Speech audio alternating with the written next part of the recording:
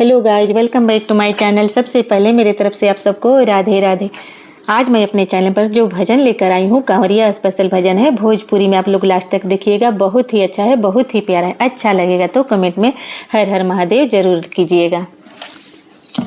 कांवरिया ले चलए सैया, कांवरिया ले चलए सैया, चल चल भोला के नगरिया, कांवरिया ले चलए सैया, चल चल भोला के नगरिया, कांवरिया ले चलए सैया। गौरा जी से मांगब के सिंदूरा, गौरा जी से मांगब मांगो के सिंदूरा, भोला जी से तोहरो मरिया, कंवरिया ले चलए सैया, भोला जी से तोहरो मरिया, कंवरिया ले चलए सैया,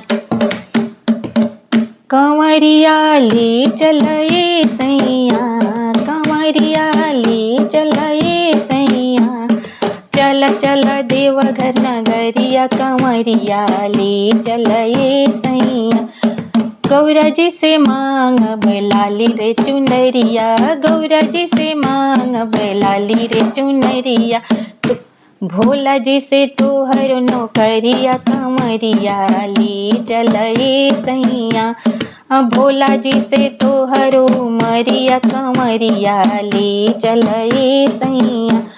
गौरा जी से मांगब लाली लाली चूड़िया, गौरा जी से मांगब लाली लाली चूड़िया, भोला जी से तोहर नौकरिया, कंवरिया ले चलए सैया, भोला जी से तोहर नौकरिया, कंवरिया ले चलए सैया, कंवरिया ले चलए सैया, कंवरिया ले चलए सैया, चल चल भोला के नगरिया, कंवरिया ले चलए सैया।